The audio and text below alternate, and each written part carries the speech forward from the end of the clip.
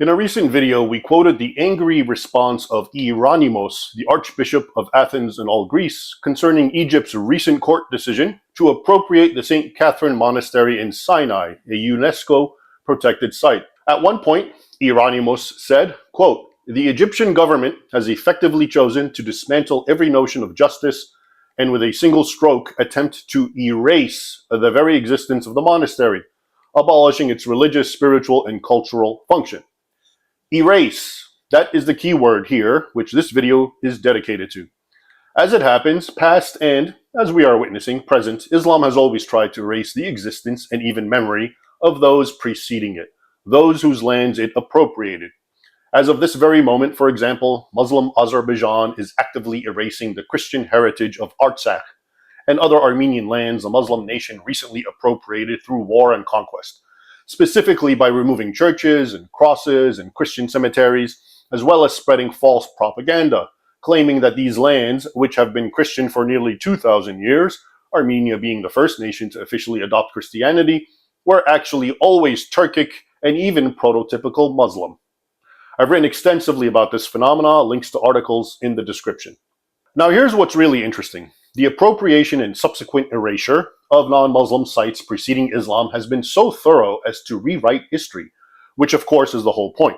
By altering how the past is understood, Islam legitimizes itself and more in the present. From here we come to the popular and widespread idea that the Muslim world was somehow always Muslim. Consider, for example, the following words, spoken by a young Palestinian Christian and documented in a 2023 report. Quote, "In view of the economic hardships and political instability, the occupation and rising fundamentalism, where we Christians face extreme difficulties and feel unwelcome, why not pack our bags and return to Europe?" Return to Europe? Is this Christian young man unaware that he is already living in the very birthplace of Christianity, and that history's earliest Christians originated from the Middle East, not Europe? Is he unaware that his own Christian forefathers were there centuries before Muslims? How could such well-known facts escape him, of all people? By way of an answer, here is how Joseph Hasboun, who is also quoted in this same report, link in the description, replied to the idea that Christianity is foreign to the Holy Land. Quote, "This idea is due to misinformation in the Palestinian curriculum, which cites that Palestinian history begins with the Arab conquest of Palestine without any indication of the first 7 centuries of Christianity in the Holy Land. The religious instruction in Palestinian Christian schools and in local parishes focuses on faith building rather than Christian history in Palestine. This has led to a lack of awareness among many Palestinian Christians of the history of Christianity and the first Christian communities of the Holy Land in the 1st century AD. Nor is such fake history limited to Palestinian curriculum. Christian minorities all throughout the Middle East have long maintained that the history taught in public classrooms suppresses the region's Christian heritage while magnifying, including by whitewashing, Islam's. Thus, during a 2016 conference in Amman, Jordan, hosted by the Jerusalem Center for Political Studies, Dr. Henna al-Kaldani said that, quote, "There is a complete cancellation of Arab Christian history in the pre-Islamic era. There are many historical mistakes and unjustifiable historical leaps in our Jordanian curriculum. 10th grade textbooks omit any mention of any Christian or church history in the region. Wherever Christianity is mentioned, omissions and mischaracterizations proliferate, including the portrayal of Christianity as a Western, that is, foreign source of colonization," continued al-Kaldani. Such revisionism is not only designed to make indigenous Christians feel foreign on their own land, it is designed to make Muslims view the Christians in their midst with suspicion, and worse. In the words of Kamal Mughit, a retired teacher, in Egypt, quote, "It sounds absurd, but Muslims more or less know nothing about Christians, even though they make up a large part of the population and are in fact the original Egyptians. Egypt was Christian for 6 or 7 centuries before the Muslim invasion around 640.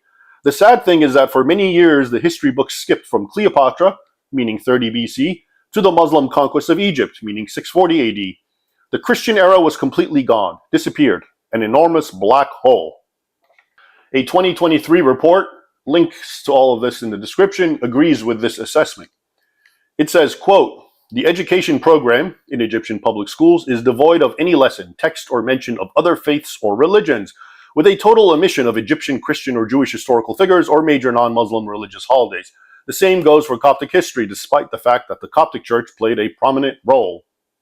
All this completely agrees with what I recall my parents, Christians from Egypt, telling me of their classroom experiences in the then much more tolerant 1940s and 50s when they were children.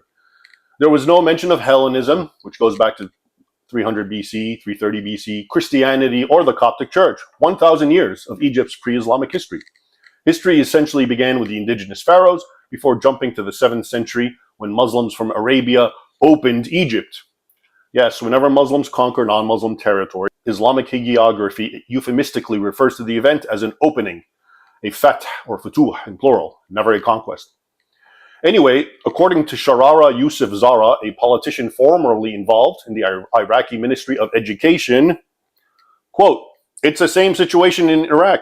There's almost nothing about us, Christians, in our history books, and what there is totally wrong.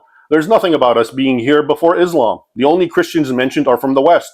Many Iraqis believe we moved here from the West, that we are guests in this country. It's worth noting that the similar ignorance and historical revisionism predominates in the West.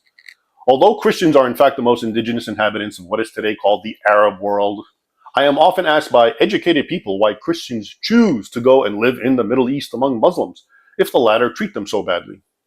At any rate, such revisionism has not only successfully indoctrinated Muslims to suspect and hate Christianity and Christians among them, which is and are seen as a non-organic parasitic remnant left by Western colonialists, but it has even gotten some indigenous Christians, such as the aforementioned Palestinian youth who thinks it's time to return to Europe, to believe the same. This phenomenon is also connected to some bitter ironies. The ancestors of those Muslims who persecute Mideast Christians today were themselves often persecuted Christians who converted to Islam to end their own suffering. Thus, Muslim descendants of persecuted Christians are persecuting their Christian cousins. Such are the fruits of the fake history that convinces modern-day Muslims that their Christian counterparts are unwelcome leftovers from the colonial era. In the end, of course, the Muslim world's pseudo-historical approach to Christianity should be familiar. After all, and as we've seen multiple times, doesn't the West engage in the same exact chicanery? In both instances, Christianity is demonized and its history distorted by those two unlikely bedfellows, the so-called left in the West, Islam in the Middle East. But while one can understand why Islam promotes such a fake history, that is, to benefit and elevate itself, the West, or certain elements thereof, promotes the same fake history, but in this case only to weaken, demoralize, and subvert Western civilization.